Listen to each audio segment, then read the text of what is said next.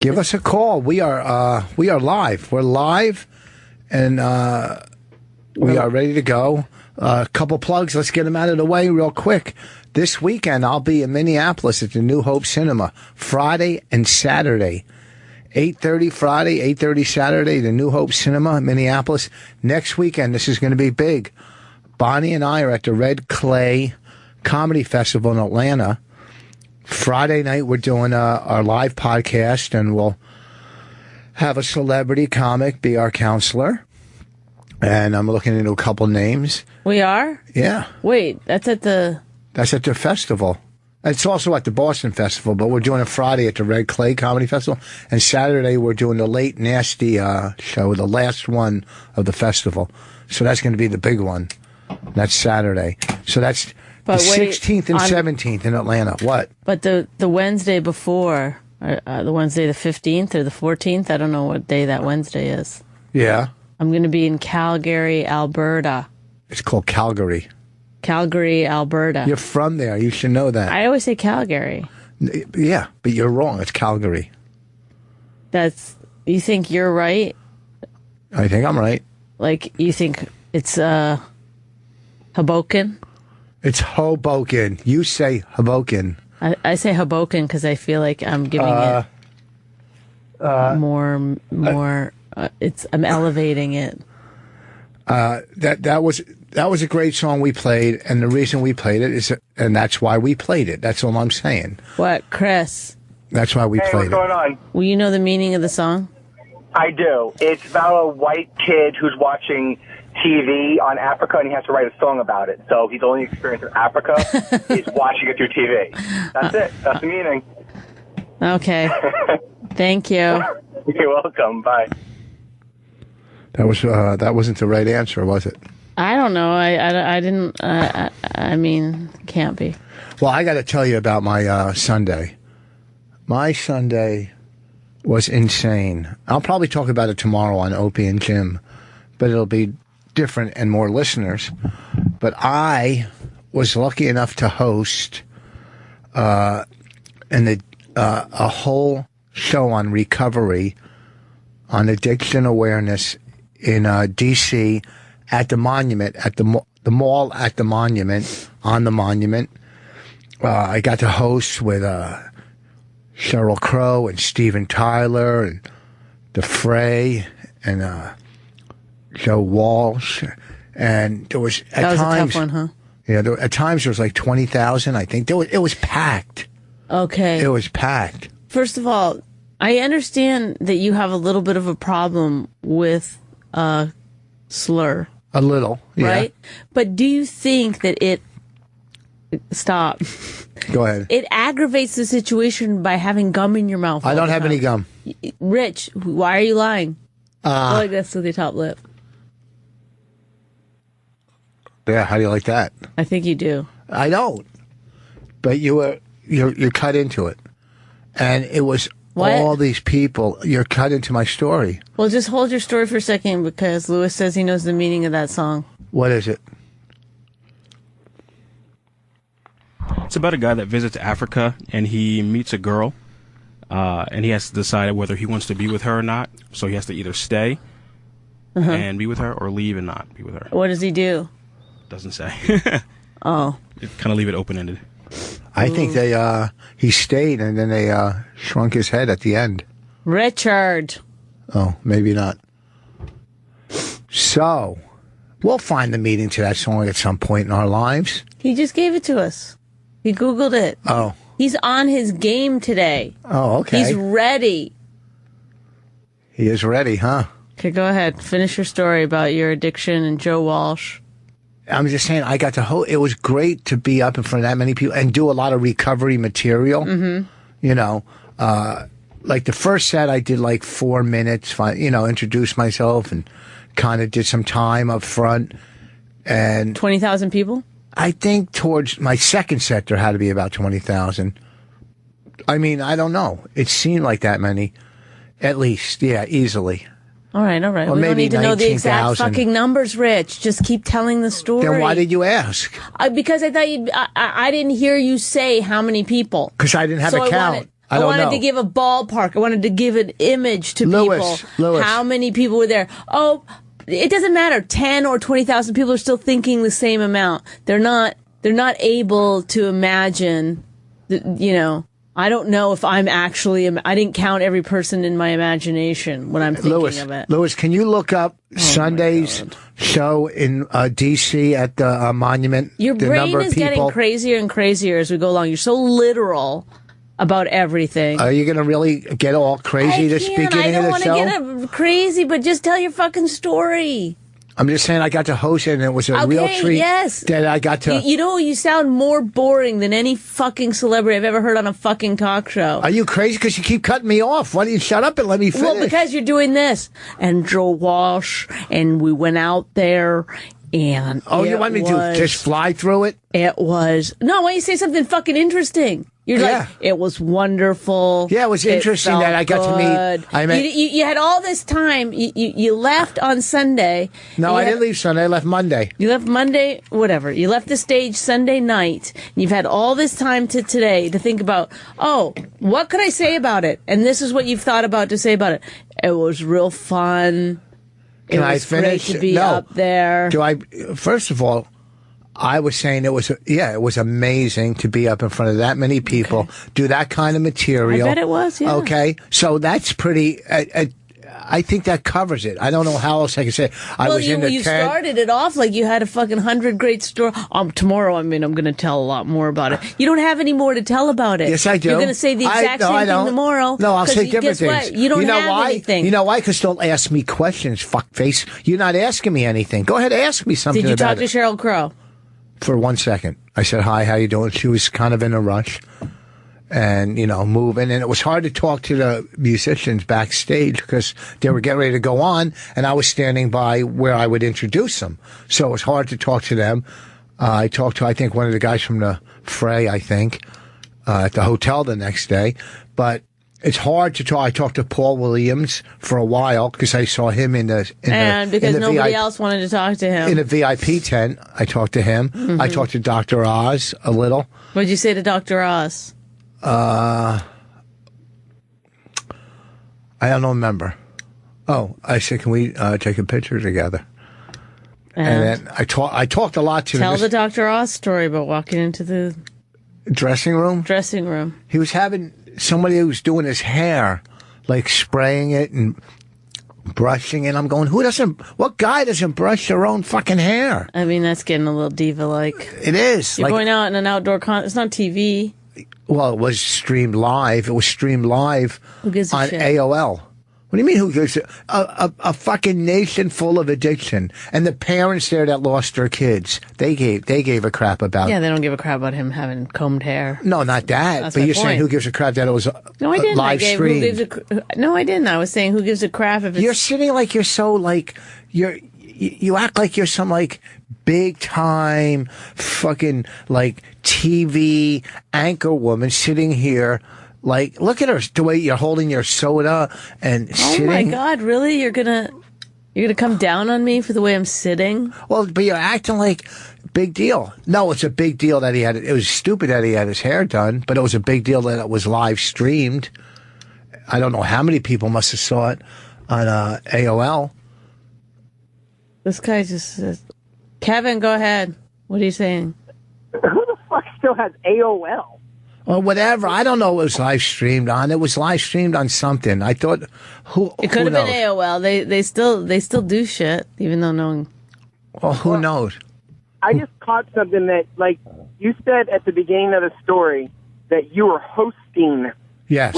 And then you named all these people. Yes. And then Bonnie asked you if you talked to Sheryl Crow, and you said for like 1 second, backstage. No, so not really backstage. You weren't hosting with them. Wait, say again? I wasn't what? You were just near them. You're like in the same fucking vicinity as them. No, you don't. Listen, you don't know how it's set up, so don't try to call and fucking try to degrade me, you fucking idiot. There was two parts of the stage, okay? He hung up because he's a fucking idiot. They think they could attack, like they know. I don't understand where he thought he caught you. I know. The band came in from one entrance, and I came in from another entrance, and I hosted to the right of the stage, not right in the middle, and they came out to the middle. Okay, so I was in front of the big screen. So I came right out from behind there, and I saw. It's not like a comedy show where you shake hands as they come out. No, it wasn't right. that. They were coming from a different way. And I talked to Sheryl Crow, not on the stage, when she was down, on the grounds. I saw her down, Kenny, go ahead. Lewis was incorrect about the meaning of the song. You're from Canada? No, I'm from Massachusetts. Oh. The song means nothing, I'm telling you. Okay, go ahead. What? It's personification. Uh-huh. The man is actually AIDS. Okay. He's what? And the man is AIDS, and the rain is the AIDS cocktail. Oh. I analyzed it. Right. I'm an expert on Toto IV. That's a great album. Yep. That's it. Bonnie, I just want to say my wife thinks you're an inspiration. She started her own podcast with my brother-in-law because the documentary is great. Oh, fantastic. Is your wife a comic or an entertainer? She's a high school English teacher. Well, so pretty much she's an entertainer. She should be careful though what she talks about on the podcast. Oh, she totally has to. She uses an alias. Oh, good. Yeah.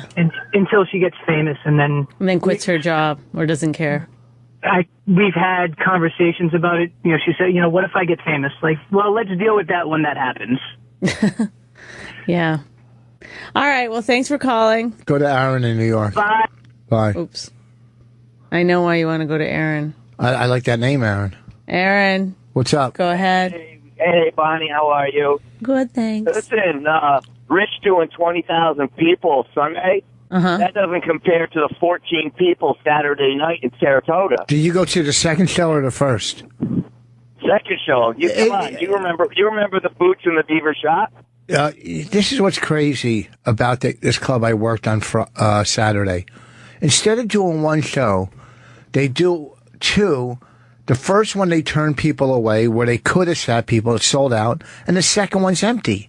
Do one at 9 o'clock and put more tables out. That's all. This guy had silver bracelets. Silver. He's spending $1,500 for a bracelet that's silver. Who is? This guy that was in the audience. This guy was talking right now. 12. What's that? I said it was $1,200. $1,200 for silver. You get white gold for that. Nah, they were cool bracelets. King Baby products. What's that? You can't buy King Baby products for that kind of money. That's the guy's name? That's the artist? Or the? Yeah, it's Mitchell Binder. King Baby's the shop. Well, I was funny. For your wife. I ad-libbed the whole show that night. It was fun. And thank you for coming, man. You should have came to the first one. All right, cool. Talk to you later. Thanks. So you went to Albany for 2 nights and then zipped over to D.C. to do your big... Yeah. Wow. So you went from a 14-person show to a 20,000. I don't know how many did. Lewis, did you get a number? No, I can't find it. Anything I look up in D.C. with monument is an actual monument. Like no, look really up addiction. Show on let's just say 20,000. Just addiction awareness. Well, Lewis, he's got to answer the phones. Oh, well, we got enough calls. What show am I at December 5th? This guy Matt. Oh, in Connecticut. I'm with Florentine. Carlin, go ahead. Hi, Bonnie. Hi, Rich. How are y'all tonight? Good. How's it going? Are you? Is it Carlin from Ohio? Yes, sir, it is. How are you, sir? The golf ball guy? You know it. How's it going? I'm doing just fine, man. I need some advice from you guys. Quit. I'm a newbie. I'm an open mic guy, and I take every gig I possibly can. I mean, shit gigs. I'll do in between bands. I'll do VFWs, Eagle Lodges, whatever. Yeah. I'm trying to get my skills. I still do. Go ahead. What's that? I still do, but go ahead. Oh, okay. Well, I'm just trying to get my skin a little thicker, so I take the perceived tough gigs, so the perceived easy gigs will, go a little easier for me. The question I have is, I live in a little town, 1,700 people, and we have a VFW, and I have never done well there. I had a show there Saturday night, and I had 15 minutes, and then I was introduced to band, and I flat out sucked. Well, here. You probably did suck. First of all, they were probably coming to see the band. Yeah. so it takes a different type of comic to open for a band. You have some good jokes. Some you have to work on. You're new. Sure. You dress like you think a comic should dress like. Yes, sir. You know what I'm saying? No, he does. Yeah. He'll wear like a tie a funny tie. A funny tie. I wear white wingtips and a black suit and a purple shirt. And I'm trying to make that my stick and be like this creepy old guy. Is that probably not a good way to go? Yeah, because everybody wants to hire the creepy old guy. But also, why? I don't know. Just write the comedy. The shtick thing is just weird. do stand-up. Go there in your fucking jeans. Talk about your life. Talk about being older. Talk about family. Talk about what's going on in your fucking life, okay? If they want to hear some old jokes from an older guy, they'll go listen to their uncle at a picnic. I'm not trying to be mean. I'm just trying to help you out. I'm not taking it that way. I'm trying to take my ego clear out of this and make it an intellectual exercise where, okay, this doesn't work. What will work? And trust me, I'm not getting my feelings hurt. I'll tell you what'll work is being yourself. That's what will work. Okay, putting on a fucking outfit. I feel like this is like a movie from the 80s where the guy is can't get anything to work, and then one day he gets caught in the rain and his tie gets a little burnt and he has to take it off, and he's like, and he gets up there and he just starts ranting about how shitty his life is, and that's when everyone turns and stops eating and starts laughing and cheering, and it's like, that's how the comedian has turned the corner. Yes. It's always he does stuff with like a prop at the end, an undershirt or underwear or a bra or something. I don't know what you do at the end. I throw T-shirts out to the audience. They don't have anything on them, and kind of like the jokes on them. They thought they got something, but they didn't. So you're throwing out blank T-shirts? Yes, sir. It's ridiculous. Okay? Listen to me. Because I like you. I'm in Cuyahoga Falls next month. I'll let you do a guest spot. I'll only let you do a guest spot if you don't wear your outfit, and you could do whatever jokes you want because it's too late, but you have to come. It's too late to write new material by next month in October. No tie. No tie, no suit. You come in slacks or jeans. Okay. And I'll try to get you on stage. I'll talk to Pete. I think you can wear a suit if you want. Well, why? Because I like a man in a suit. I think if I was a comedian, I might wear a suit. Okay, no tie. If I was a comedian, if I was a dude. No fucking, no big tie. No. All right. And no T-shirts at the end. Okay. All right. We'll talk about it. I'll shoot you one email, and I won't bug you to death like I did last year. That's all right. Okay. I want to help you. Okay. All right. Do we have a friend of ours on the line? She is. Go ahead. Who's this? Hi, you guys. Hi. How's it going? I have an inside source. What does that mean? I have an inside source on the meaning of the song Africa. Oh, yeah. Let's hear it. What is it? I have a quote. By the way, we should say this is our one of double our air quotes, Jenny, who is really your friend that you met. Yes. Where you went golfing for the first time? Yeah, in Bel Air. Yeah. Oh, okay. So this is Jenny, the therapist, who helps us out sometimes with therapy on the air, but is also a friend who we'll have dinner with and not bring up therapy. And she's too good for us, but we don't get it, but we try not to. And this is not taken away from our Indian therapist in Denver. Right, right. Okay. And the quote is, the song is about made-up memories, images, and stories of my time in Africa.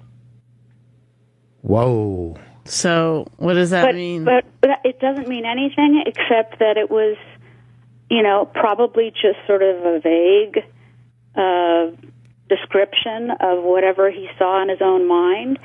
So very much not the storyline that your producer came up with. Oh, wow, Lewis, she's calling you out. There's no plot. No. It's just he wrote a song. It's like blank verse, right. Just, with little scenes here and there. It is. It's got Kilimanjaro in there. But that's what it is. It's just. And how do you know this? No, she's got an inside source. It's Deep Throat stuff. Oh, I didn't know. I didn't know it was all secretive. Deep throat. Hey, I didn't name drop you to Paul Williams on. I love him. On Sunday, he said he knows you and he plays golf with what's his name that sets the guy we play with, Steve. Yes. He said he plays golf with Steve all the time, and he didn't sing or anything. He just went up and talked. Yeah. How did he do? I had too much in my head going on to listen to to the speakers, because I was off to the side, so it was hard to listen to the speakers, unlike the bands. You know what I mean? It sounds like it was an amazing event. It was insane. It was totally insane to be around that many people in recovery, or that affected. Or that been affected by it, especially that lost. And I can't believe, like, I was talking to this guy and his kid who's getting clean from heroin. He said his kid lost like 15 friends from it. You know what I mean? Yeah. My first thought When you say lost, you mean died. Died, yeah. And my first thought is, who has that many friends? But, that's a lot of friends, yeah. To lose, especially to because heroin is an epidemic now. Yeah, it is a lot of friends to lose. I think that's... No, what I'm saying is... when I know that, but it's a lot of friends to begin with. When I was in high school, heroin was an epidemic. It was pot, acid, Quaaludes.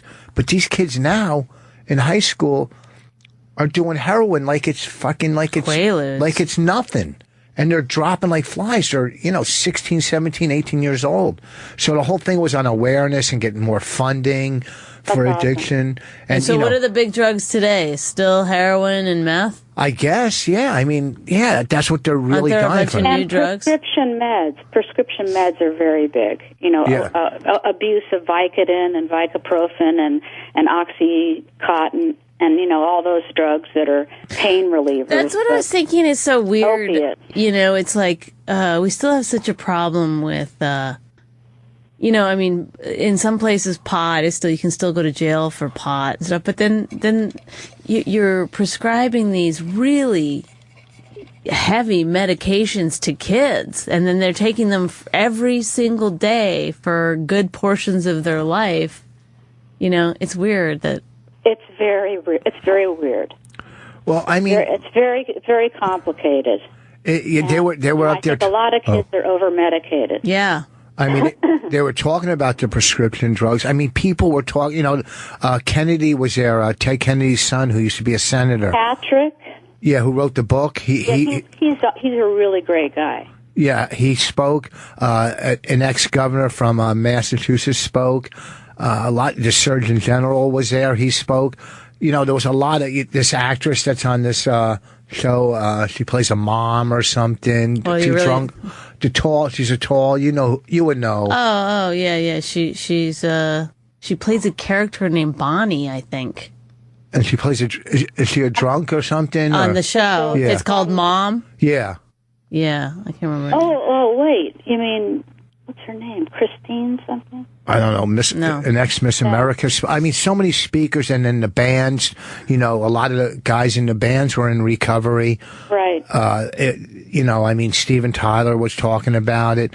Joe Walsh, who's been around for a while, and he, these people are out there, so I'm not breaking their anonymity. Right. Because, they're at a concert that's being streamed talking about recovery and staying sober. Right. And and then there was this VIP tent. It was just so cool, and it's hard to soak it in too when you're working, right. Because you're working. But then it was cool. It was so cool. And I told Paul Williams that one day we'll play golf. Great. He seemed like he's a lot of fun to play golf with. His game is kind of like mine. He's better than me, but it's similar. That's cool. It's cool that. How are you, Jenny? I'm good. We're moving. Oh my! Somewhere to some huge house in the hills? No, actually not. Just to a really nice, very reasonable, perfect-sized house for us. Oh, nice. And in an area of town that's closer to my dad and closer to work.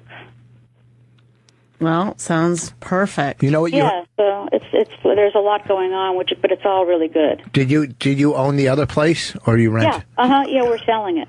Okay, in LA, things like that go like in a day, right? Yeah, it's kind of crazy. There's no inventory. Oh, man. See, we got to sell our place. We got to get out. We got to do this. We got to make the move. We got to. My other golf friend, Roy, is getting married.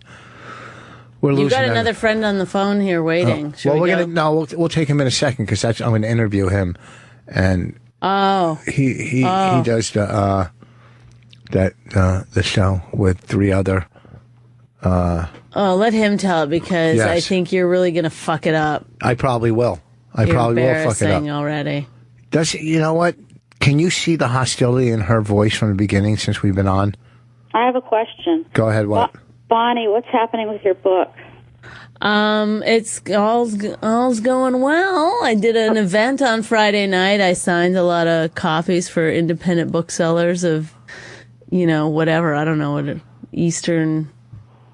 the Northeast, I guess. And who'd you host it with? I hosted it, but Jesse Eisenberg was there, who is the star of Social Network. He wrote a book, so he was there. Wow. Cool. So that was pretty cool. And then another woman. I mean, there was there was 4 or 5 authors, and they were all pretty big deals. That's really great. Yeah, so it was exciting. And I have a copy. I'm going to start reading it this weekend. So I gave Rich an actual hard copy of the book. Paperback. Yeah. So you're going to love it, Rich. I also gave it to Joan, Bonnie, and she loved it. Oh, it's so exciting. Thank you. Loved. Oh, you're the best. Well, I normally say at this point, if you want to get the book, you can pre-order it at Amazon.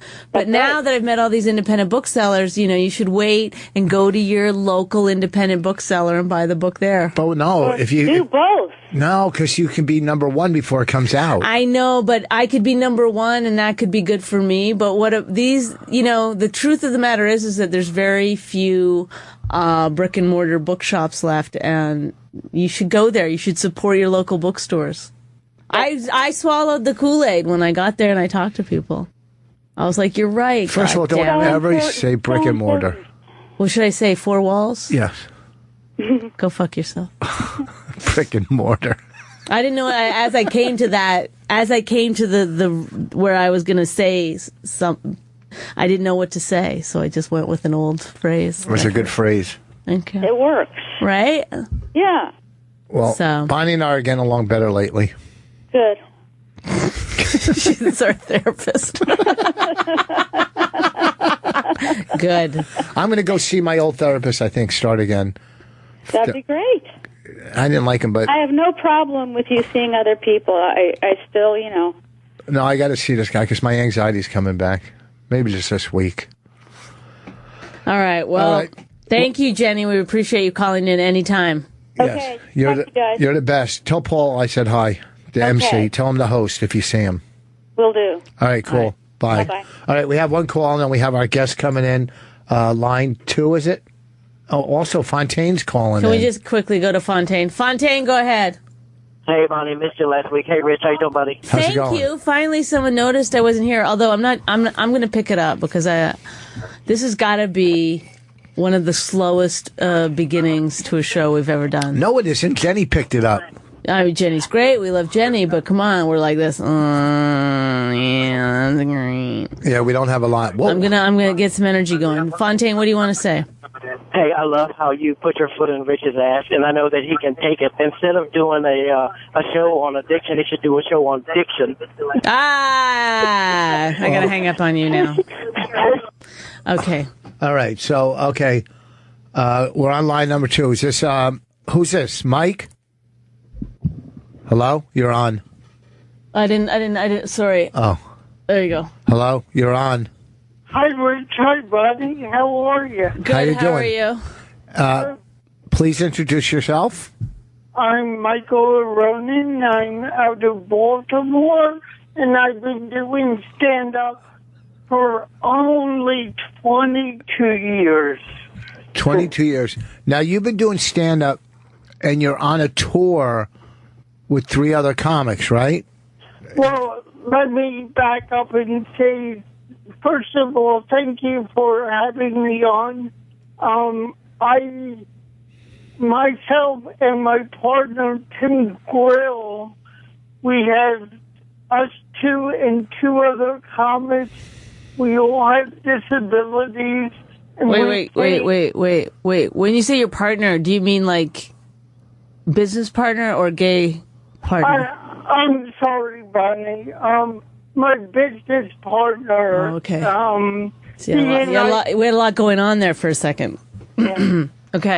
So you and two other guys. No.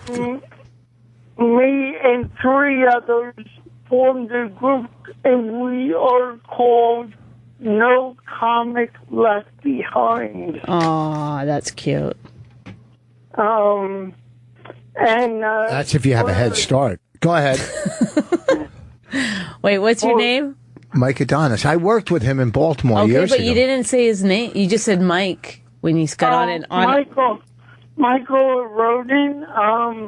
I had the best Rich Voss story, Bonnie. Okay, but I don't know if we have time. Yes, we do. We're gonna. Okay. He's got 10 minutes. I told him to call in. I want to hear more about his tour and stuff. Okay. Go ahead.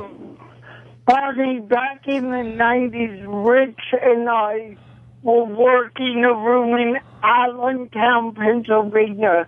Uh-huh. And due to my cerebral palsy, I'd shake. Uh-huh. And Rich got on after me and said, Rich said, I'm so lonely, I'm going to ask Mike to get change out of my front pocket. It was so funny, Rich. Thank you. He wasn't joking though, Mike. I was lonely back then. He really did think about it. So you've been doing stand-up for 22 years, and you have, what did you say, cerebral palsy? Yes. Now, the other three, what are they afflicted with? What is... afflicted. Isn't that when you say afflicted? What? Could you list the afflictions, please? Well, is that the wrong thing to say? Well, their disability was they all had worked for Joey Novik. Ah, boom. Kidding. I like it. I'm kidding. Tim had spina bifida. Mike was deaf until he was 40, and then he got cochlear implants. And Shannon DeVito has multiple myopathy and is in a wheelchair. Okay, the guy who got the cochlear, is that what you call it? What's it called? The implants for hearing? Yes, ma'am. Was he able to speak after that? Yes. That's so amazing to me. It must have been a shock to him. Like, my cousin is deaf. My cousin, throughout his whole life, has been deaf. I haven't seen him in 25 years. But right, because you don't associate with deaf people. No, he lives. That was in our wedding vows. Did he freak out after this or something? No, he loved it, and then after he got the implants, a few years after he started stand-up, he's out of Rhode Island, and he's just such a sweetheart and so funny. Now, the young lady with spinal, what does she have? Spinal apathy? Yeah. What's that? Your spine stops growing. Yeah. So from the waist down, she's smaller. Okay. Legs and that's why she's in a chair. I saw you guys. Weren't you on TV? Didn't they do a news story on you or you did a Showtime special, you guys? No, not yet. We just hired a publicist, and we have a campaign on Fund Anything for a publicist, so we're going to give this a big push and get on some national shows and get the word out there. We're the first stop in your national media tour. I'm sorry. I think the guys I saw on TV were all vets. Didn't we see them on something? What? They were all vets. So what? They had lost a leg or something? I think so. Do you know what I'm talking about, Mike? Yes, I've know about that group. They're all vets and disabled. Yeah, they're not as good as you guys, though, right? No, I haven't really seen their show. Very, very diplomatic of you. Honey, I mean, you and I know, and Rich, you know, comedy is very subjective. And Yes. I really, what I find funny is just my opinion. It doesn't make it right. Well, I mean, your opinion means more than most. So, have you guys done any shows together yet? All four of you? Yeah, we taped in April. We did a taping at the Stress Factory, and we had to wait 2 hours for Vinny to finish his phone calls. I'm kidding. I love Vinny Brand. So no, come on, no, we don't appreciate that kind of talk here. Yes, we do. He already trashed 2 bookers. He's already got his life against him, and now he's a wise guy. I like him. No, I know. I didn't like the part where you're saying I love Vinny Brand. That's the part I took exception. No, honestly, Vinny stepped up and gave us the room to do our taping in, so I'm very grateful for that. Well, go ahead. So where are you guys next? We don't have anything booked yet. Here's the catch-22. I feel we need to build PR so the word gets out, and then the bookings will come easier. They will roll in. Am I right? I really don't want to do clubs. We want to do colleges and small theaters. I don't know about you guys, but I'm just done with dealing with most club bookers. Yeah, and also, a lot of clubs, they don't have wheelchair ramps. So that's a problem. Bonnie, Rich, I just got to tell you, a couple of months ago, I was at the Borgata. I love the Borgata. And I walked out on stage, and, when I walk out, people are thinking, is this guy for real? Right, they probably wonder if it's an act in the beginning, right? Yes.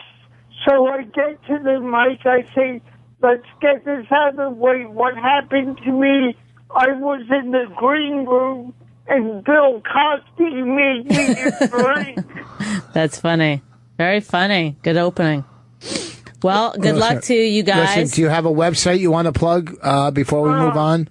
No, comicleftbehind.com, and then fundanything.com. We're on there. And Bonnie, nice to meet you. I've heard a lot about you. Yeah. Well, listen. I bet you have. Give us a call and I'm excited to know what it is. Give us a call in another 4 weeks and tell us your progress. See how it's going. All right. Don't bother me till that week, but call. In 4 weeks. We'll have you on again. We'll see how it's coming along, all right? Do you want to do that? Okay. Rich, thank you for having me on tonight. This is the nicest I've ever seen him to anyone. One more time. Give the website one more time, please. It's nocomicleftbehind.com. Thank you both. All right. Thank you, and we'll Mike. talk to you again in about a month or 5 weeks, okay? All right. Bye. Thank you. All right, cool. Good luck, man. He's a nice guy. I worked with him in Allentown years ago. Yeah, it's got to be difficult when you go out on stage and the audience doesn't know what's going on here, and you have to One time I was at NACA. Then we're going to get to our guest. Aaron Berg is here. Welcome, Aaron. Welcome, Aaron. Thank you. Aaron also has obviously handicap. Yeah. We'll get to it. But he said, so the guy comes on stage and he was in a wheelchair and he had Chris. a tough time talking. I don't know I don't remember Chris, the guy's name. Producer. The audience loved him. Okay, they went nuts for him. You know, gave him a standing ovation. Which I was hosting the event. I said, I think it's a little mean to give somebody in a wheelchair a standing ovation. But so they turned on me at that point a little bit. But afterwards, I was like, hey, how many schools did you get? I mean, they loved you. He goes, I don't want to do his voice, but he was like, I didn't get any schools. Those fucking assholes. You know what I mean? Like, they're like right in front of him. They're so like, we love you. You're the greatest. And then it's like, they give him no work. Nothing. But you don't get them all that day, do you? You get a lot right there and then. Yeah. I mean, that's basically what happens. Do that? Have you done that? In Canada, I did it, and then they come up to you and they're like, hey, you should come work our schools. And then you get like a year where you're really hot, and then you're too old to do them. I'm too old to do them. Yeah, I haven't done the college since, They didn't like me. Get out of here. I would have got like 3 schools, but you really have to get a lot of schools to make it worth your while, because you have to it has something to do with, you have to the way they book do them in a row. They book them. Yeah. But they have to be so clean in this country. Like, I heard all the clean comics get college work. No, I've done colleges. I haven't done one in maybe 2 years. Yeah. But if they're going to hire me, they know what they're going to get. Yeah. It depends who, you know what I mean? And that's what it is. If you get I've done some where actually not up in New York State, but I'm not going into Princeton or Harvard or doing shows there. Mostly SUNY schools or whatever, like Binghamton or whatever. I don't know. You're right. You got to be correct, but if you're hiring, if you're hiring, Big J, you're going to get crowd work and dirty stuff. Yeah. You're going to get edgy stuff from me, but brilliant. What are you going to get from you, Aaron Berg? A lot of energy and tight T-shirts. No, yes. Yeah. You love tight T. Okay, so let's go back to, you're from Canada. What part? Toronto. Have you ever been to Calgary? Yeah. How do you say it? Calgary. Told you. And you're from Canada and I'm from America. How do you say it? Calgary. Oh, I said Calgary. Calgary. But he's from East Coast. It's the educated pocket of Canada. Yeah. Toronto. Well, I'm proud of saying Calgary. Okay? I'm proud of it. Yeah. I'm going there next Wednesday. I'm going to go there in January. Where are you going? I'm going to do so. I don't know what the venue is. Comedy it's some club festival. Or just one It's thing? a festival. It's a one-off. On a Wednesday. What kind of festival is on a Wednesday? Maybe it's all weekend. I'm just coming in for the Wednesday show. I don't know. You didn't look it up online, what festival you're going to? No, I didn't really. I did a bunch of press for it, too, but I didn't talk about it, really. You didn't look at what other comics are going to be there, what nights it's going. No. You know what? It's almost... My sister's driving up from Edmonton. That's not what we're talking about right now. What we're talking about down, I guess. She's driving down. What we're talking about is your lack of motivation and concern for what you do sometimes, and I have to deal with it. What do you give a shit? At some point, it comes back on me somehow. How? I don't know. You're trying to start a fight. No, I'm not. In front of Aaron. I think maybe Bonnie's just like so in the creative pocket. It doesn't matter where she is or when she is. She's going to do what she does. Thank you. I really I can't do anything else anyway. It's not like more information is going to help me. Yeah. Yes, it would. If you knew who was there, you might know. When I did this thing on Friday night, that Booksellers Association thing, I didn't know what I was doing when I got there. I think you just care about when's the flight. Am I staying in a nice hotel? And how long do I have to do? And even that doesn't matter. You just show up and do it. Well, how long do I have to do? I do care. You do ask? I don't care. Yeah, that part. Yeah, I don't care how long. But I don't care. I don't find out who's going on before me. I show up at gigs. I don't know who my opening acts are. You always want to have a little bit of a say in that. I do want to say in who opens for me because I don't want somebody lighting themselves I think you're on right fire and doing backflips in front of me, even though most of the times they are. There's always some fucking, you know what I mean. High energy wants to try it, yeah. They think they're gunslingers. So do you then say, I don't want to work, I don't want this guy to open for me? No, I don't want to take work out of someone's mouth. Yeah. If they're already booked, then it is what it is. Yeah. But when I take the date, I try to say, put this person or that person.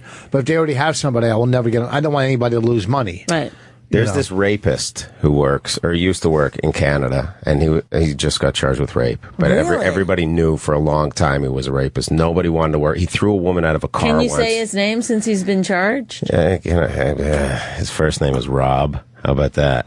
Nobody would know who he is, really. But I might. Yeah, no, I don't think you guys ran the same server. Okay. He came up after you, and he threw a woman out of a car. And I remember, like, once they'd scheduled him to open, and I said, I don't want this guy to open for me. And they're like, everybody says that we have to give him something. Why do they have to? For you. I think it was a political thing up there. Like, he was working with Yuck Yucks, and I think that they were like, we got to put him on some show. Yeah. So they put this guy on my show. Was he funny? No, it was all like stolen stuff. It was all like recycled Russell Peters jokes. I definitely would not want a guy who's known for stealing jokes to go on before. I wouldn't want anybody watching my set. So you don't mind a rapist before you? The rapist part didn't bother me that much. I mean, look at him. I was like, the truth of the matter. Does he write his own stuff? That's what's important. Yeah. You got me, but I don't consider myself all that rapeable, but I do consider my stuff stealable. Yeah. But what do you mean? Like everybody knew he raped. Was he raping comics, audience members? He was. This guy was going on the subway raping people. He'd go up to women and be like, "I work for a talent agency," and you could tell he didn't. Like, he didn't look Jewish at all. And then they took him, and he'd take them to a park and be like, "Let's go sit down, and I'll take some pictures of you." And he had like either his. When I was in Toronto last time, they were talking about this guy. He's a real guy, and he was such a dick. Oh and my he'd God. go to the park and take pictures, and then he'd be like, "Hey, maybe you want to suck me off?" And he'd like force these chicks to give him a head in a park. Is that rape? Head? Yeah, head's rape. I think. Yeah. Wait, Bonnie, take this call. This guy's. Hold on. This guy. Maybe it's him. And then give us a call, folks, at 866-969-1969. Go ahead.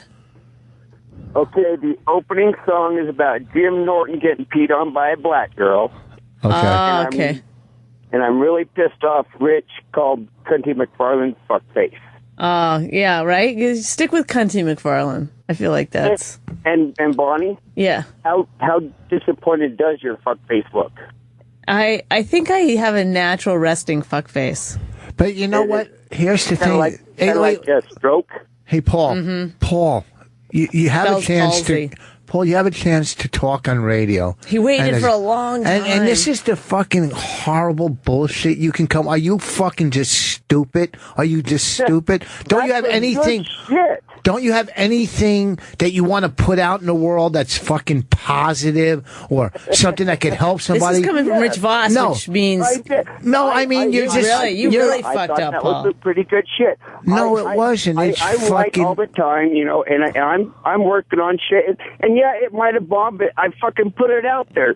What else can I do? I'm struggling. I'm a working writer, comedian, so if I'm not afraid to put my shit out there in front of some of the best comics in the world. Wait, so you're a comic, okay? Oh, the best comics in the world don't listen to this show. Okay, listen to me, Paul. I'm not going to... Now I'm going to help you.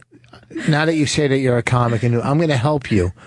As a new comic with horrific material, okay, as we just heard. It was on the fly. It was on the... No, Well, it wasn't. wasn't. You waited for 40 minutes online. I wrote it on the fly. Yeah. Okay. I wasn't going to change my bit, through the last 30 minutes that I was on hold. Okay, but don't you... With my bit. Don't you think how long you been doing comedy there, Paul? About? Holy shit. Since I was 5 years old and bombing in I came out of my mother's womb. I looked around. I said, "Where's the applause?" I apologize. I've been, since about 2005, I started going in front of some bands in some bars, and now I'm trying to get myself into some comedy clubs, casinos down in Mesquite, Utah, and stuff like that. Ooh. Okay, so don't you think a guy that wants to do comedy that has only accomplished doing a show at in a garage in front of a garage band? No, well, okay, yes, true. Yeah, that was a good rebuttal, really quick. Don't you think when you're calling... I've done a little bit more than that, but, the majority of it has been that. Listen. But it doesn't stop me from fucking getting out there. Shut your face and listen. Shut up. You know what I like about him is that no matter what's going on in the audience, he's going to get his comedy out. What I'm trying to help you. He's scared of silence. Paul. He doesn't like silence. I digress. I'm listening. Paul, don't you think... Now, think about this. Think about a guy who's fucking just starting comedy, who's calling a radio show with a headliner, Aaron Berg, a headliner, Bonnie McFarlane, a major headliner with Richard Voss. Yes. Don't you think your call... A legend. You should have said legend, Richard Don't you Voss. think your best bet on this call should have been, hey, maybe I could get some advice. Maybe I could talk to them and figure out how I can get to the next step or the next level instead of I think he was right. I think he was right to do this. I got to admit, with the Toto, I felt the rain down in Africa, the Jim Norton getting peed on by a black girl reference was dead on. No one cares about that old hacky, I pissed on Norton, and Norton gets peed on and transferred. Nobody gives a fuck about that anymore. Did you piss on Norton? No, I said nobody gives a fuck about the old hacky. You said I pissed on Norton. No, I said nobody cares anymore about Norton being pissed on or you heard him say He did say it, but I think he intended quotation marks around it. I pissed on Norton. It was quotes. I think there was quotes. The rain down in Africa. No, I meant I as in people, not I as in me. All right. Well, Paul, good luck to you. Yeah. Love you guys. All right. Take care. I love how abusive you are, and then he's like, love you guys. I know. No, but it's not people know what they're getting when they call the show. Give us a call, 866-969-1969. Well, actually, we're going to go on break. No, in 5 minutes. When I do we know, have but break? let's talk to Aaron a bit, and then they can call after. I don't want them to... All right, because when you see a call come in, and your fucking OCD brain, you have to take it. Like, I would have just let that guy sit there for... All right. This weekend, I'll be at New Hope Cinema in Minneapolis, and next weekend, Bonnie and I at the Red Clay Comedy Festival, October 16th and 17th in Atlanta. You got something coming up real quick? Yeah, I'll be at Caroline's on Broadway on Wednesday night, 7:30, headlining. That's tomorrow. Tomorrow, yeah. Tomorrow night? Tomorrow night. Great club, great comment. Well, we'll talk about this thing after we get back from break. Can I just say one thing? Fucking slow it down. Calm it down. You're the one who said bring it up. Pull it up. You said we got to pull it up. Right, I did. But then how come you never let me do my plugs? You just go, and she's this, and she, I was getting to you. I want to be plugging Calgary. Not until you say it right. No, I say Calgary. That's how I say it. Where are you in Calgary? Where are you? I don't the venue. know. I'm going to How Google can you this. plug a I'm venue? going to find out. I'm going to Google this comedy festival. I'm going to find out where it is. That's why I'm saying. Okay. Yeah, but people will know when they're in Calgary. They'll be like, "Oh, what if somebody's coming from Edmonton and wants to see you?" They'll Google. It's the same Google. It's the same international know the event Google. you're working at. That's what I mean. It'll help you. If you're in Calgary. Yeah, she'll be at Tim Hortons in Calgary. Drive around. Tim Horton fucking... There's so many Tim Hortons in Calgary. Yeah. They're all over. They're in the States now. Yeah, but they're not as popular here. But like New Hampshire and stuff. Not like a Dunkin' Donuts. All right. See you in a bit. We're taking a break. I just found out October 14th, the festival I'm at is the YY Comedy. YYC. I know it's YYC, but the C is in the comedy. Oh. So I didn't know if I should YY say Comedy. The YY. Look up YYC Comedy. Yeah. Or something. But I still don't know where I am performing. But it'll be somewhere great. Oh, did you read that story about Al Ray, by the way? The last I heard, he came out of the closet like a year or two ago. Did you hear? Is that the one you're talking about? No, comedian Al Ray. Yeah. I don't know his new name. Maybe it's Alicia or something. He's Get out. Yes. I saw an article about it, and I didn't know that he was gay or in the closet or anything about him. I don't think anybody knew he was. It was quite shocking. It was quite shocking to me. Yes. So now he's he's a very funny comedian. You think of him as a dude comic, and now Lara, Lara, or Laura. I guess I'd say Laura. Right? That was Very quick. Our producer is so fucking great. It was very quick. He came out of the closet maybe like 2 years ago. He was a man's man, you would say. Yeah. I think he had a wife. He had children. They had a pet rat, which always threw me off. That made me thought, but I never thought he'd go transgender from a pet rat. Al Ray. We're talking about Canadian comedians, and this Canadian comedian, Al Ray, very funny guy. He got bit by a rat and went transgender? He was bit by a transgender rat. No, he I just read an article, like, you know, when you're laying in bed about to sleep and you're scrolling through your Facebook, and there were Al Ray transitioned. Laura Ray is his name, or Lara. Well, I just Lara worked in Ray. Buffalo with a transgender girl all weekend. Well, no, just Friday. And then did the radio show with her. Why do I forget her fucking name? But she doesn't mind the joke I do. Like, it was a host, it was a guy host, then her, then me. And I told the audience they just saw the real live version of 2.5 Men. But she was in New York once. I don't know if you met her. Did we sit she sat at a table. And I think we sat down or walked and said something to her on the way out. Like something mean? No. She was on Bobby's podcast, on Bobby Kelly's podcast. Who is this? She's, I forget her name. Oh, it doesn't matter then. Oh, very attractive? No, she's all right. She used to be a guy. She's a girl. She has a podcast, right? No, she was on Bobby's podcast. I don't know. She's from Albany. Okay. I saw one the other night, and she had the biggest hands I'd ever seen on a I think that's person. offensive. Big hands? I saw one. I saw one. I saw one of them there things the other night walking around with their I don't know if confused that's genitalia. sensitive as we could be on the subject. All right. Give us a Huge call. hands. 866-969-1969. Aaron Berg, who has broken a record Okay, yeah, let's talk in about comedy. this. Oh, wow. Who's broken a record. I mean, listen, there's people in this room that have records in First comedy. of all, how long were you doing stand-up in Canada?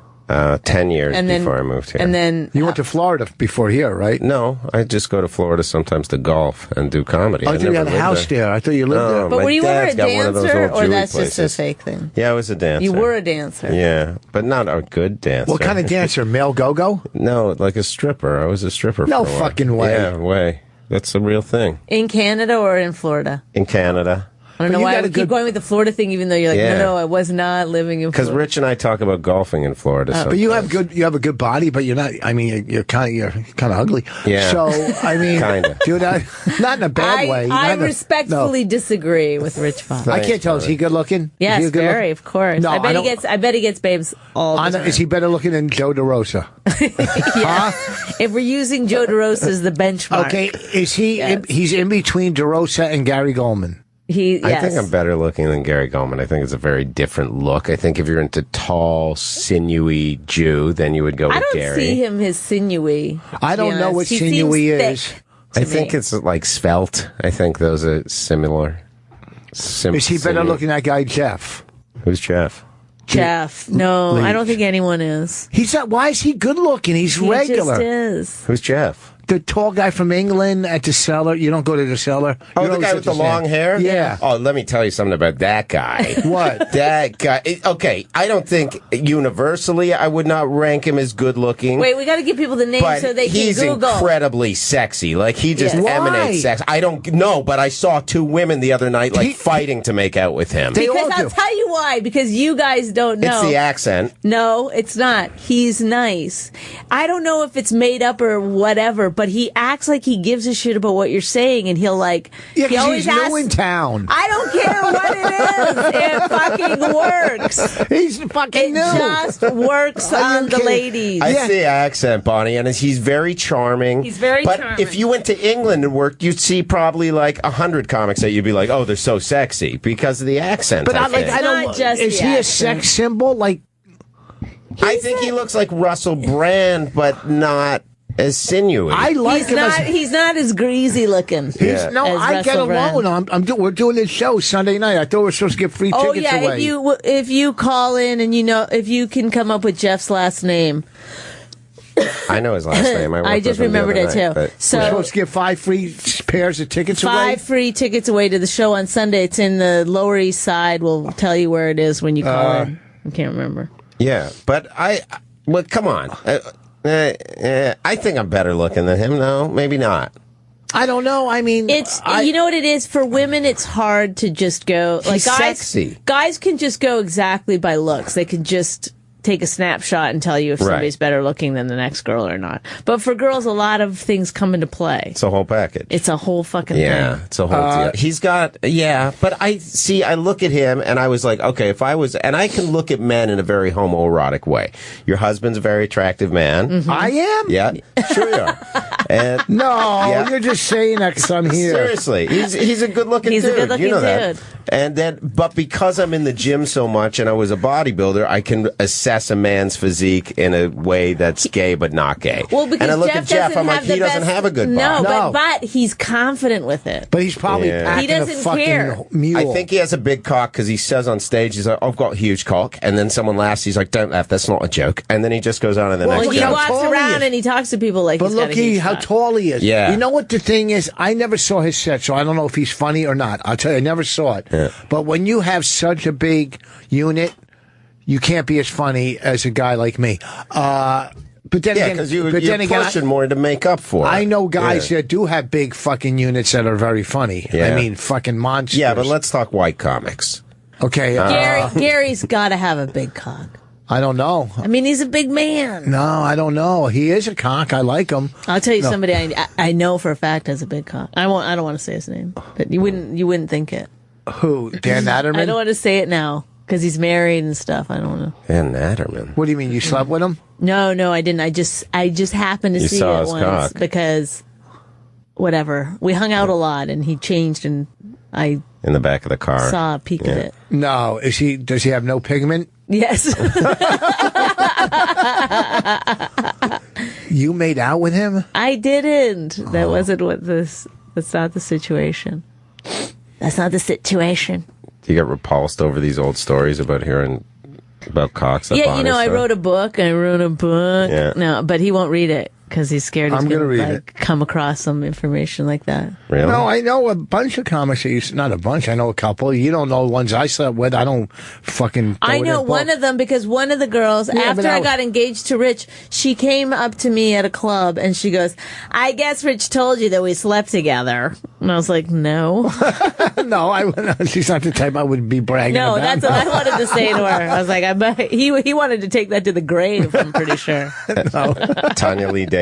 No. Who's that? I don't know who that is. Bonnie knows who she is. The little girl? Yeah, the little girl. Oh, Well, she's married to a very attractive man, and yeah, she really is. And my friend, one time when we were living in Los Angeles, we had lunch with her, and then we were leaving, and she goes, my friend goes, "Oh, there's three of us," and we were talking about how handsome her husband is, and my friend goes, "Why don't we have boyfriends? Why aren't we married to good-looking guys?" And my other friend goes, "'Cause we're cunts."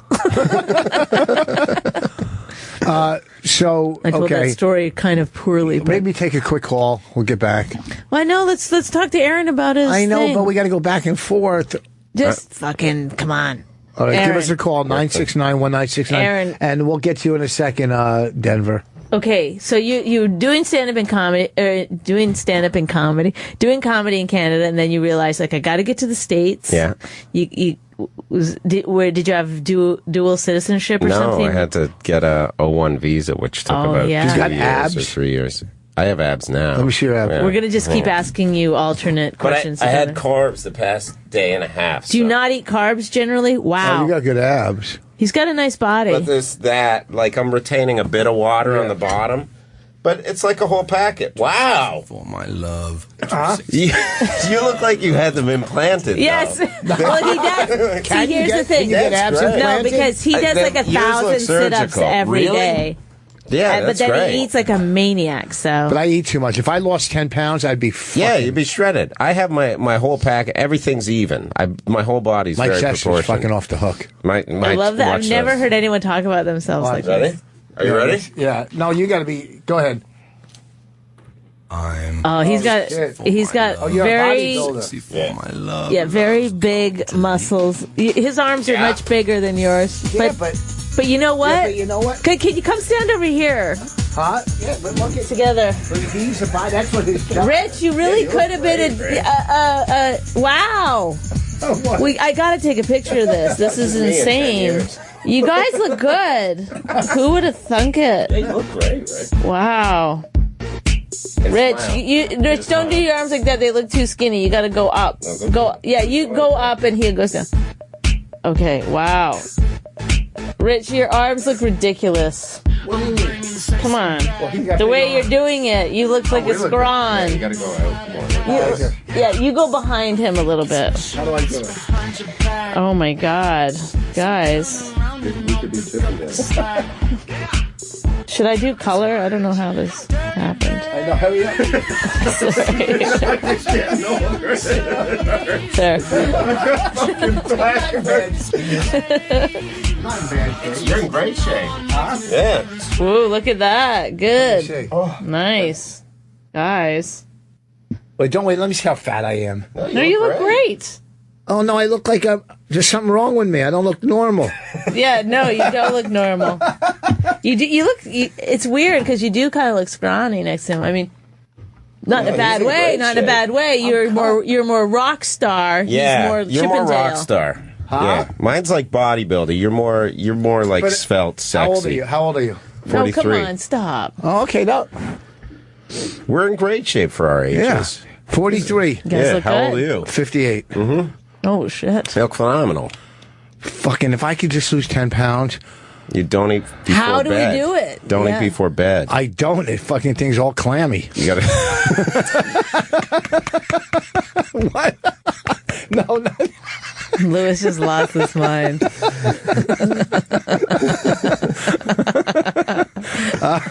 Yeah. Don't eat before bed. You gotta go to bed when hungry. You eat during the day. Do cardio, fasted cardio. Do your I cardio, don't do cardio as ever. soon as you wake up. Run the stairs. You have stairs in your place? I never did cardio but in my life. He won't do cardio. No. I lift. He will do no cardio. I lift too. But if you want to get ripped, you either have to go on a diet. all fish.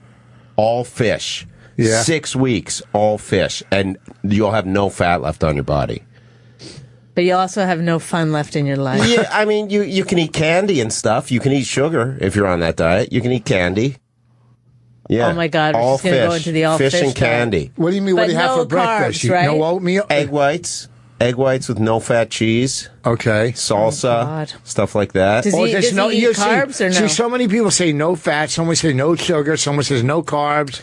You know, I know a guy that's 55. He's the most ripped you could ever see, and that's exactly what he does. And then once after that 6 weeks, then you can start to eat red meat and chicken again. I haven't had red meat in 25 years. Oh, I eat red meat still. Yeah. Well, yeah. but you do it for protein. Yeah. But then once you get shredded, you'll get sick of it. You'll be like, okay, I did it, and then you'll spend more time in the mirror than you will with her, and then he already does. Really? No, he's very. Look at him. He's very into himself. The other day, I was jerking off in the mirror. Yeah.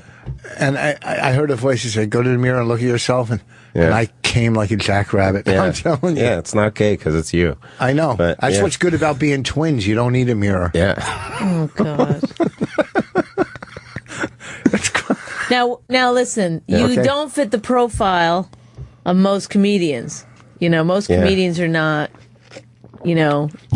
Bodybuilders or, they're not working out like that. Do you think when you get on stage, you have a little bit of a harder time? Yeah, I convincing think I did the for audience a while, that but now I think I just go up and do comedy. You can cover it up. Yeah, but I don't like covering it up. I did for a while, and then when I was an alcoholic, I got all fat, and I was like, oh, this is what a comic's supposed to look like. Are you sober? Yeah, but I didn't go to meetings. I just thought 19 and a half months. I did a function Sunday in D.C., which we talked about. I hosted, there was about 20,000 people, and it was all on addiction awareness and sobriety, and Steven Tyler played, and Sheryl Crow, and I'll show you pictures later, but it was a whole big sober event with like fucking 20, it was amazing. Dr. Oz was there, and fucking all these speakers. It was cool. That was great. You would have loved it. Now, why don't you go to meetings? I just stopped. Like, I just white-knuckled. One day you just decided this is not for me anymore? Yeah. I was drinking like 4 bottles of wine a day. Holy shit. Yeah. But you get high? Nothing? You do nothing? You know what? Maybe once a month I'll take 1 puff of weed. But why? There's no answer. You don't have an answer. Yeah, and now I don't. Now it's been like 2 months since I did it. That'll just lead you back to alcohol. It'll lead you back to because it's not what you're used to. It's not you can't quit chocolate cake and then all of a sudden eat vanilla cake because you're not going to go, hey, that's not the cake I want, and you'll be bad. Yeah. Listen, I know addiction. Yeah. I'm saying one day you're going to take a drag and go, this is not the high. But also, okay, we got one. Becky on the line gets one ticket. She knows his last name. Becky, do you know his last name? Jeff Leach. Jeff Leach is correct. Do you have 4 friends so we can just do this all at once? Do I have 4 friends? I don't know. They'd have to check the calendars first, but yeah, I got 4 friends I could probably round up. Okay, so where is it at? I don't know where. I gotta. How you gonna give her free tickets? I'm gonna just wait. You guys talk for a second. Hang on the line. Okay. Where are you from, Becky? I'm from Somerset. I've actually called you guys before. Wait, we live right by Somerset. Yeah, you guys are in Hillsborough, right? No, don't tell people. What is wrong with you? Jesus, why don't you give her our address? Becky, didn't I sign something? Didn't I send you something or sign something for you or do something for you? No, not that I remember. I haven't gotten anything in the mail. Oh, no, it wasn't you then. Are you married? No, I'm single, very much single. How old are you? Boring Somerset. I'm 29. Are you hot? I would say I'm hot. Who do you look like? I don't know, I'm like 5'3", nice rack, nice ass, pretty face. You don't have to answer those questions. No, when a girl says nice rack, nice ass, that's a turn on because she knows the right words. Yeah. Those are buzzwords for me. Yeah, okay, I get it. She knows how to fucking turn you guys on. Yeah. You don't need to do that here. You're going to get the tickets. We're not that kind of fucking radio show where you have to be like, are you hot? I hate that. It's so gross. Okay. Do you have morals? Do you have money? How's your credit? I don't know if I have money. I mean, I'm a Jap from Central Jersey, so I've got some nice things. Are you Jewish? Yes. So hot. Okay, here, I'm supposed to read this copy for the show. Ready? Everybody? Are we allowed to do this? No, I was supposed to read this as a promo, so pretend it's just happening naturally. Wait, a promo for who? His show. For the one we're working on? Yeah. You can't read promo. Just give her the tickets and tell her where to go. We're not reading promos for his fucking show.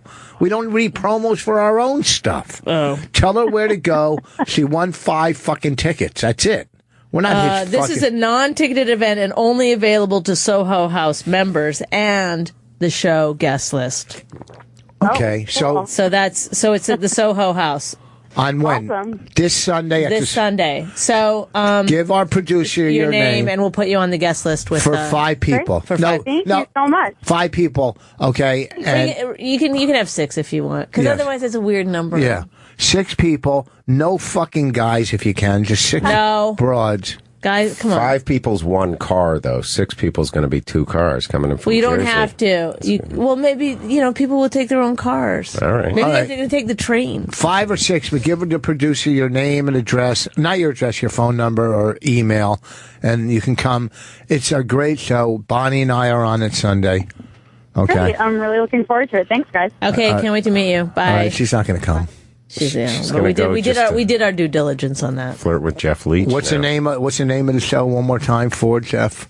It's the Pretty Late but Not Incredibly Late show with Jeff Leach. And we go up together at the end after we do our sets. It's like stand up and then he interviews us. Oh. Okay. Enough of this guy. He's getting on my nerves now. Our call time tomorrow is 11 a.m. Okay. All right. So I'm going to leave radio at 10. You meet me here at 10 tomorrow. Okay. We're taping. Okay. We're taping a show. We're doing some. Yeah, we got stuff. Great you know stuff we gotta happening. do. It's like we get asked to do a lot of stuff. Yeah. Okay, so so then you come to New York, you get in the scene right away. How come the guys at the Stand love you so much? I don't know. I think well, he's a good host. Comedy there. Yeah, and I never used to host before that, so they kind of believed in me and tried me out as a host. But you don't try to go to any other clubs? Do you work the Cellar? Not yet. No, I haven't gone there yet. How about Where do you go? The Stand or Gotham. Do Gotham, Stand Up New York, New York Comedy Club, Greenwich, everywhere except, I just haven't gone to the Cellar yet. Do you go on the road? Oh, I don't go to the Strip anymore. I don't go to the Comedy Strip anymore. Nobody does. No. What about Dangerfields? No, I don't go to Dangerfields. I haven't been there in 15, 20 years. You're doing yourself a favor. Do you go on the road a lot? No, I try to stay here as much as I can. Why? How do you make a living, though? I host a lot and I run around a lot. So I try to run do as around many a lot. sets. Yeah. So we're getting to the big, the event, reveal. the big reveal of what you've done. But in an average night before this crazy night that you had, how many sets would you do? Weeknights, usually 3 weekends, between 5 and 8. A night? Yeah. 5 and 8 a night. Yeah. But sometimes you're hosting, so that's hard to do. Yeah, that's if you're not hosting. Really, yeah. If I'm hosting, I'll usually lock down and do like 3. But I've had nights where I've hosted and then like run out and done spots. And Okay, so say 5 a night. What are they? $75 in the city? No, for hosting it more. Hosting it more. Well, I'm not saying hosting. I'm saying 75. Yeah. So say 6 to make it even. $450. Yeah. $900 for the weekend. During the week, so $1,000 a week in New York without leaving New York. Sure, it's decent living. Yeah. To not leave the city. Right. Now, do you live in Manhattan or Queens or Brooklyn? Queens. Queens. Do you have a roommate? I have a lover. A gal? Yeah, a gal. Do you have a gal? Yeah, I got a gal. Do you split a comic or just a regular girl? She's a comic, but she has a day job too. Do we know her? She teaches kids gymnastics. No, you haven't met her yet. She's hot, right? She's really cute and pretty and That's funny. nice. Yeah, she's Jew? great. Jew? No, not Jew. I took her to synagogue on Yom Kippur. She cried. First of all, why do Jews that aren't religious go just 2 days a year and pretend they're fucking religious? I only went 1 day a year, Okay. and I was in and out in an hour. And I was like, that's enough of the... God knows if you're a good person or a bad person wherever you are in life. Yeah. But more so in synagogue. You think he's in every synagogue? Yeah, it's amplified. So I mean, that's not bad. But you'll do some road gigs. Yeah, I'll go on the road if the money's right. What about Long Island, like Governors or any of those? I have never been to those Stress places. Factory? Never been to those. Why not? You would do great. I don't know. I haven't pursued forcefully, No. I mean, I really love being in the city. So, I mean, what would I make? An extra $500 if I go on the road at this level? $1,500 a weekend? Yeah, I'll go. I go on the road. Yeah, but you get door deals and stuff like that. No, I make more. I've been doing it a lot longer. Yeah. So, but I get to play golf all over the country. Yeah. And that's the main reason. This way it doesn't interfere with her life, that I'm still making money and, I play golf. And when I'm home, I can spend time with my family, so it's, you know what I mean? Yeah. If I work Vegas, I'm going to play golf 7 days or 6 days, or Florida, like when you go to Florida. Yeah. Like when you go to Florida, you can line up just a million fucking one-nighters down there. That you could do a run and play golf every day and pay for your trip. Yeah. And a lot of those guys, I'm sure, right? Yeah. So that's the only reason, for me and I would think for you, okay, you're in the city doing comedy, you get to do 15 minutes. Yeah. Okay, you go on the road, let's even say you're middling. Let's just say you're middling, but you would close most of the rooms. Yeah. Even at middle, you're doing 25 to 30, so you're going to get to work on material more. If you're closing, you do 45 to an hour. So, yeah, you're making only a little more money, but your stand-up is getting that much better. Yeah, you're stretching. Because you get more time to work out stuff. Yeah. So, my theory or advice or opinion would be 2 or 3 weeks in the city, 1 week on the road a month. Yeah. You know what I mean? For anybody, right? I mean, doesn't that make sense? Yeah, it does. I'm going to start. I mean, November I'm going to Virginia for a weekend. That's cool. And then I go up and do Canada for a weekend in December. Can you get a lot of work still in Canada since you were there? If I want to, yeah. But they pay no money, right? I mean, it's decent club money. It's standard club money. Yeah, standard club money. But it's I have no desire. I mean, I'm so much happier. I was never happy until I moved here. I was miserable in Canada. Why? But it felt very competitive, the scene there, and I was just never. My whole life was to get out of there. All I was working towards was to get out of there. I just pictured I'd be much happier here, and I am. Well, you'll get more here. Eventually, you'll get a lot of stuff. This is where you're going to get stuff here, or L.A., obviously. Connections and,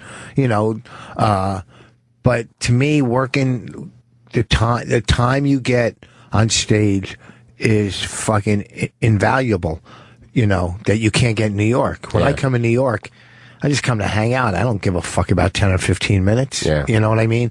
Unless someone's in the audience, which is very seldom. Yeah. Unless you're in some hipster room, And I'm not degrading. Don't get me wrong. I love working the fucking stand. I love it. I could sit on that stool, especially when we judge together. I'll be there tonight. Me and when we do those things together, it's fucking fun. The other guy was a little drunk and mean.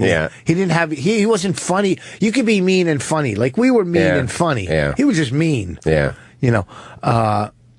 So then what happened? You decided to break this record. Yeah, I think I did 8 in a night one night, and I was like, oh, there's a lot more time. Like I was sitting around for 2 hours at one point. I'm like, I wonder if I could just do like sets all night one night. So then I went home and just wrote down. I'm like, okay, I could go here, and I calculated the clubs, and I was like, okay, there's Greenwich, there's Eastville, there's New York, there's Stand Up. There's this stand, and I'm like, oh, that would be on its own. Then I decided to look into how many people had done the most, and I remember Attell did 12, Steve Byrne did 13 like 10 years ago, and I was like, oh, I could easily do more than that. So I wrote it down, I planned it out. Well, so Steve Byrne had the lead at 13? Yeah. Ugh, 13 fucking audience had to see that? Yeah. This was 10 years ago. And it was, and then I thought... Well, I can say I don't like him personally. He pulled a chair from under me once. Okay. And I really? Yeah, we're at the Comedy Cellar, and I turned around, we're there, and he pulled my chair out, and I was on a date, too, and I fell down, and I got up to go, and I just stopped. Yeah, you don't want to punch somebody out in a comedy club. Well, after they pulled a chair from under me, I guess it would be self-defense. I don't know if I'd go that far. But why? Because I didn't know if it was, anyhow, all I know is I stopped. Yeah. I stopped. And then you didn't get along after that. Why? Would you like somebody to pull? No, I wouldn't like that at all. Yeah, so it would be my instinct to probably try and punch somebody. Yeah, and I don't know why I fucking stopped. Yeah. And he was sitting down on a bar. He was at the bar, and I go to sit down at the table, and he pulls. Did he apologize? I don't know. I don't know, but Sherrod, who's friends with him, called me later and said, hey, look, I think he was, he's sorry, I'm glad you didn't hit him or what. I don't know, even know if I could have won the fight. He could be the toughest motherfucker on the planet for all I know. Well, he knows some kind of martial arts. He doesn't know fucking shit. He does. No, he does. He got fucking punched in the head at the Strip. Did he? Yeah, on stage. Somebody came up and punched him in the fucking head somewhere. So that's for Rich Voss. And then he runs out of the club. And he just shows up as he's going into his Bruce Lee closer and just punches him in the head. It's for Voss, fuckface. So I'm not a big fan. So go ahead. So he had it years ago, and then I was like, okay, I can beat this. So I put it down into a one sheet. I tried to pitch it to some people. I'm like, I wonder if we could get money to get this done. And then some people said no, and some people didn't get back to me. And then what do you mean get money? You mean pay for your spots? Well, I wanted to do a documentary. I was like, if I'm going to do it, I should do it as a doc, because it'd be a cool thing to do. And then I talked to a friend of mine, Matt O'Dowd, and this great producer, Aaron Glass, who works for Morgan Spurlock's company. And they're like, yeah, it's not going to cost a lot to do it. Let's do it. So then I charted out all the sets, and then the week I was supposed to do 20. Yes. I was supposed to do 20. Is this a long story? And then... no, I like this part of the story that I think is funny. It was supposed to be 20. And then a girl named Jessica Delfino, who you saw the other night at Roast Battle, who showed up and didn't roast, but had a guitar. And I bumped into her on the Thursday. Sean from Comics Comic emailed me, and he's like, oh, this girl's doing 16 clubs tonight. I'm like, who's doing 16 clubs? There's nobody. So I researched, and they're like, this girl's doing 16 shows. And it was Jessica Delfino, and she was doing like a bunch of mics and bringers. Why was she doing 16? They're trying to break a record? She was trying to break Steve's record totally by coincidence. I hadn't released any of this. So on the Thursday, she goes running around, and I bump into her. On a Thursday. She's doing 16 on a Thursday? She's trying to do Thursday on a 16. I bump into her at like 11 o'clock, and I'm like, hey, did you hear? And she's like, yeah. And I'm like, that's a weird coincidence. And she's like, how many are you going to do? And I'm like, at least 20. And then I thought, I shouldn't have told her that just in case. But I'm like, I'll do whatever I'm going to do. So she did 16, but 3 of them were on a subway platform where she was just playing guitar. That doesn't count. That's what I said. So because it's not a club. That's right. Yeah. I could just stand in the hallway and do fucking. Yeah, okay? just walk into a 7-Eleven and well, start I used to do that. Starbucks. Yeah.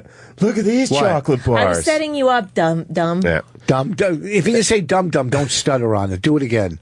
Say it again. You know what? You're just so. I'm sorry, I didn't know. I can't. I'm not a mind reader. Yeah, but as if I didn't know you did the Starbucks tour. It's all you fucking talk about. Anytime anything comes up, I did that.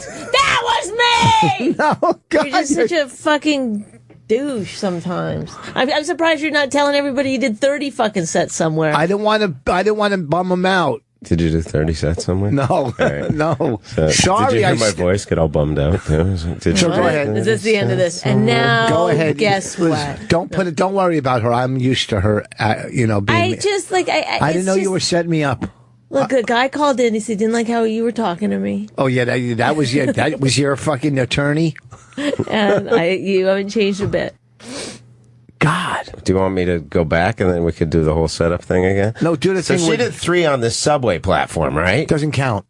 Yeah, you could walk into a 7-Eleven or something. Yeah, that'd be cool. Okay. See, he doesn't get it. He doesn't know what a setup is. I didn't do 7-Eleven. She just said you could walk into a Starbucks. I didn't say Starbucks because I thought if I said Starbucks, you'd be like, I did that! That's what I did! And you wouldn't understand that I was setting you up. So I said 7-Eleven because I thought you'd be like, oh, I used to do the Starbucks tour. And diners and bagel shops. Okay, thank you. And just start doing stand-up. Yeah. Really? It was a radio bit we did in the morning. Mm-hmm. And Kenny, Club Soda Kenny, who's Norton's, he works for in the morning. We would walk, like, Opie and Anthony used to be in this studio, and then they would cross the street and go to NEW on AM, right? Or the other way around. So in between the walkover, there was a 15-minute in between to the regular radio. We're not going to get to your big reveal. Yes, we are. Yes, he's we are. not going to get the story done in time. Yes, we are. And then in between, Club Soda Kenny would introduce me, like, ladies and gentlemen, to stand up, and I would just start doing stand up to the people online at Starbucks. Or I'd walk into a diner when they were eating breakfast. So it's called the Starbucks tour. That's all. How was it? I killed usually. Sell merch out front afterwards? No, that's funny. So you did. Yeah, I don't think the platform counts. That's what I said. So I went home and I was like, just in case she did more than 6, she didn't release. She was like periscoping it all night. She didn't say how many she finished. So I was like, I'm going to do more. So I scheduled 26. And then we started at 4:05 in the afternoon. I went till 3 a.m. and I got 25. But who has a 4:05 o'clock show? It was the Creek in the Cave. So technically I did 17 club spots, 3 mics, 5 bar shows. That's the technical breakdown of it. Did you get paid at any of them? Yeah. I got paid at 20. Did you miss any shows? Yeah, I missed one. There was one I couldn't get to, but it was at LOL, so it didn't really. Right. Okay, so you did 26, you said? 25. 25. And I would say you got paid for 12? No, less. I probably only got paid for, tell you what I made the whole night. I only made 3 and change. So now, but some of them were $50 spots. Like some was like a 6 p.m., some was a midnight. So some of them were $50 spots. So now, the documentary, obviously they filmed before as you were setting it up with the clubs and all that. Yeah. And they went to all the clubs. Did they deal with the I can't remember her name, Jessica? Did they deal with that aspect of it at all? Yeah, we got pictures of it, and we got some like confession cam stuff of when I was trying to rearrange everything, but they didn't cover any of her stuff. Oh. Yeah. Oh, really? So they can still go out, though, and cheat it?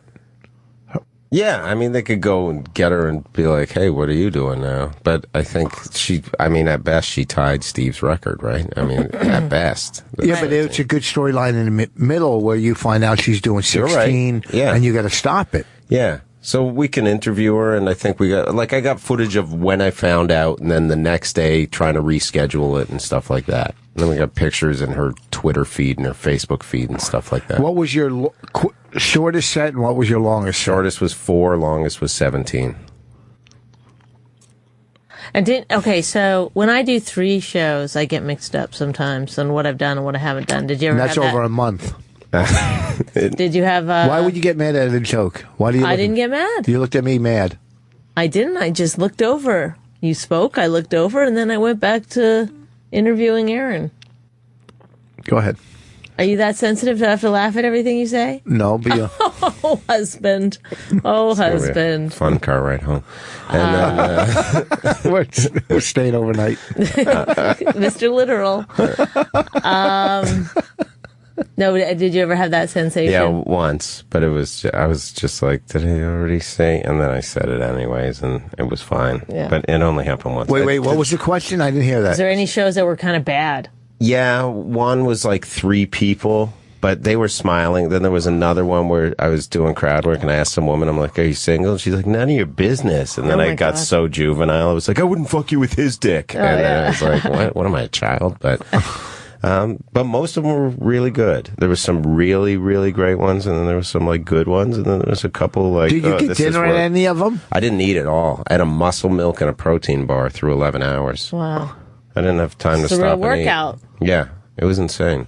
But what about I lost I always 3 think about pounds. this because you see like these documentaries or whatever where guys like I'm like walking through the jungle for 3 days or whatever, and he's like always talking about how hard it is. But then there's a cameraman doing it backwards with a huge fucking thing on his shoulder. Nobody gives a shit about him. He's doing the whole thing too. So you had like this camera crew that was working as hard as you the whole night. I mean, is Spurlock going to produce it?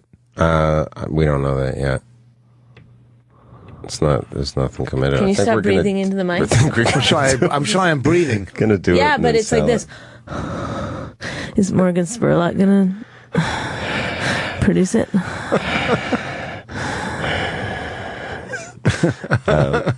Yeah. The cameramen, they would get breaks because we had 14 people on the crew, so they'd like one team would run ahead to the next location. They'd have time to eat and stuff like that. Oh, so. And who financed it? I did. Oh, you paid for 14 cameramen? Yeah, well, not 14 cameramen. The crew was 14 people. Yeah. Yeah, obviously. I'm sorry. Yeah. Wow. Yeah. No sound, just all cameras. We didn't think about this. The boom mics and all that. Yeah, everything. Yeah, and there was even... Did it cost over $100? Yeah. There's even people handing out, you had to sign waivers and stuff. Yeah. Well, do you just didn't put signs in the door? Yeah, they put signs, but then, like, if an audience member's, like, if talking back with crowd work and stuff, they got to sign off. Some people wouldn't sign off. So you pixelate them. Is that what you do? Yeah, pixelate or you just cut them out. Yeah. Either way, you could pixelate them or cut them out. Yeah. Wow, that's fucking amazing. That's amazing. I'm so glad you beat that guy. What's his name? Steve Byrne. Oh. I wouldn't do it again. It's too much. It's exhausting. Well, it's a lot of preparation. Yeah. And I think just even getting your spots for a weekend is a lot of preparation. It's a lot of, The most I did was 7, I think. I mean, you got to figure out, like, I don't know, you're getting your spots in and trying to figure out your times. Yeah. Can you make it? And swapping stuff around. Well, you could have actually done a lot more if it was prom season and you were at Dangerfields, because they just keep doing show after show after show. That club, I don't like that club. Oh, I wouldn't. Note to whoever wants to break this record: wait till prom season. 20. No one's going to break that record. Are you going to go on? Are you going to be able to get in like the Book of World Records or something? I think so. It's not. There's no pre-existing Guinness record for number of comedy shows in a night, but there is a pre-existing record for most jokes. Yes, and I met 2 people recently that apparently held that record at some point in their career. It must be horrific to do that. But isn't it for time on stage too? I think the comic strip set one, remember, like years ago? Oh, and then like Chappelle and Dane Cook were going back and forth. Like doing 6-hour sets. I think longer. How do they do that? Because don't they have to go to the bathroom? They pontificate. Maybe they would take the mic to the bathroom. You could be on stage for 6 hours without peeing. I don't think I could. I get up in the middle of the night to pee. I pee all the time. So I cut a hole in my bed. Yeah. That wasn't funny. Oh, very funny, husband. Very funny.